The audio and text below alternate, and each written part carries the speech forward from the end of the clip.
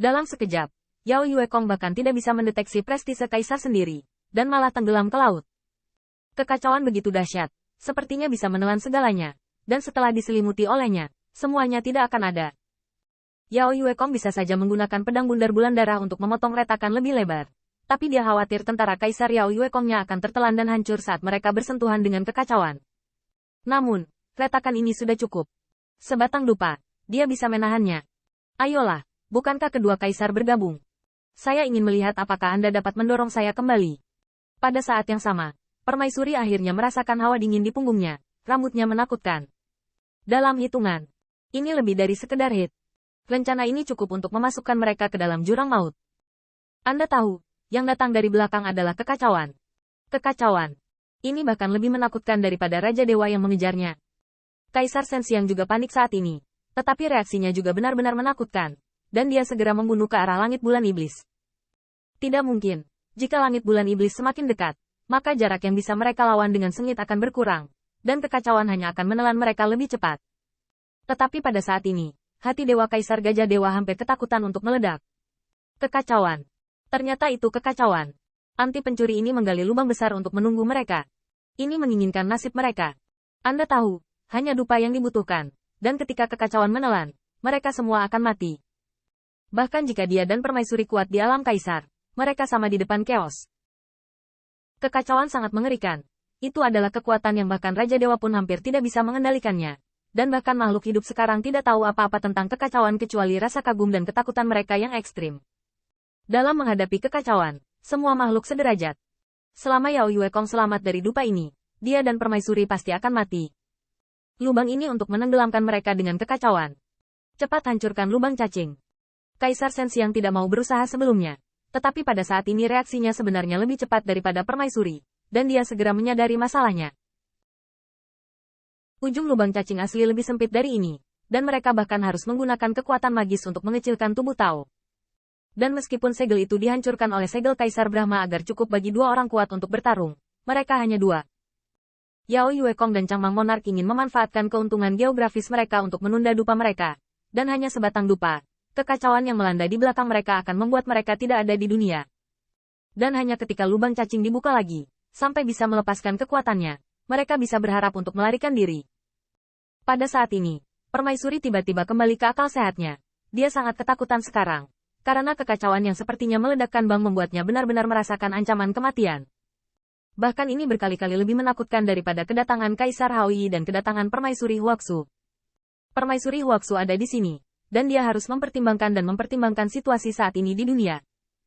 Kekacauan, bagaimanapun, tidak memiliki perasaan dan tidak menunjukkan kebaikan apapun kepada semua makhluk.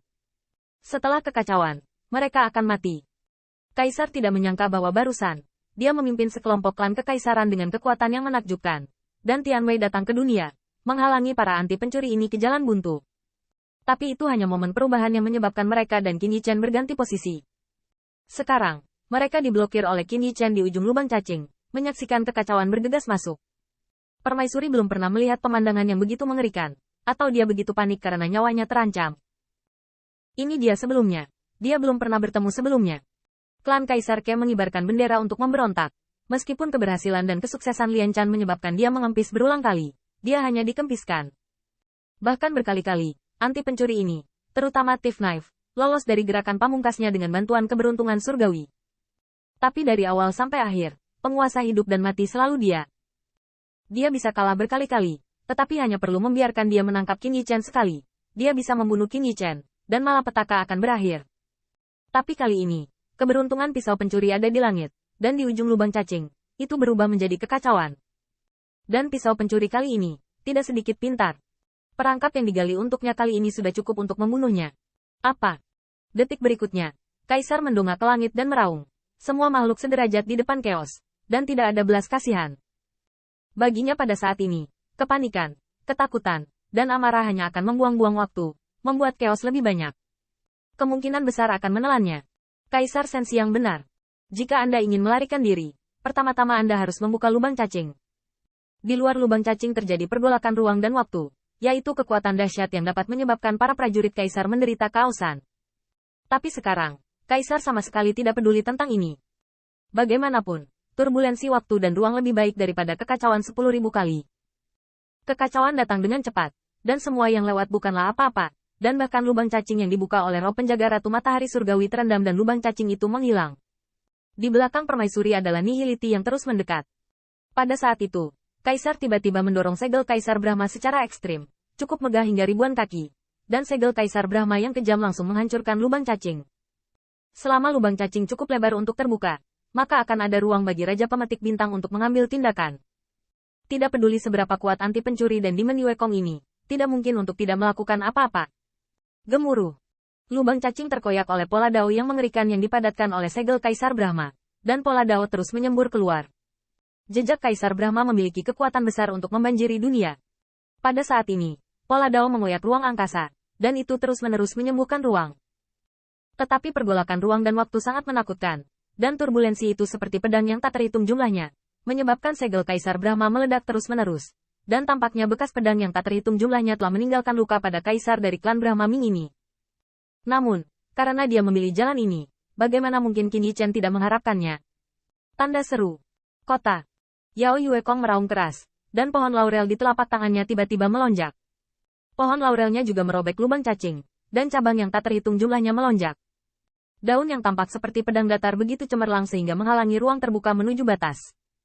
Yao Yue Kong sangat jelas, jika ruang terbuka ke titik di mana Raja Menjangkau Bintang juga dapat mengambil tindakan penuh, maka mereka tidak bisa menghentikannya sama sekali. Level ini, bahkan jika kamu mati, kamu harus bertahan. Gemuruh. Pohon laurel juga terlibat dalam turbulensi ruang dan waktu, dan aura pedang dan pedang menyebabkan cabang dan daun pohon itu terbang terus-menerus, dan tersapu ke ruang tadi kenal yang menuju ke sana. Osmanthus juga terus-menerus dikonsumsi, tetapi Yao Yue Kong bahkan telah menyerahkan nyawanya, dan permaisuri juga telah menyerahkan segel Kaisar Brahma. Bagaimana dia bisa pelit saat berjuang untuk hidupnya? Tanda seru. Adegan ini menyebabkan wajah permaisuri berubah tiba-tiba. Terakhir kali Guisu melawannya, Guisu mampu bersaing dengan Kaisar Brahmanya. Pada saat ini, terlebih lagi. Dengan cara ini, tidak mungkin mengharapkan segel Kaisar Brahma membuka ruang. Kepala kelancang, ini dia. Pada saat ini, Qin Yichen juga meraung, dan saat Kaisar Chang'an menangkap artefak Kaisar Bihai, seluruh tubuhnya bersinar, dan cahaya keemasan bergabung dengan tsunami yang mengerikan. Cahaya mengambang dan melihat sekilas.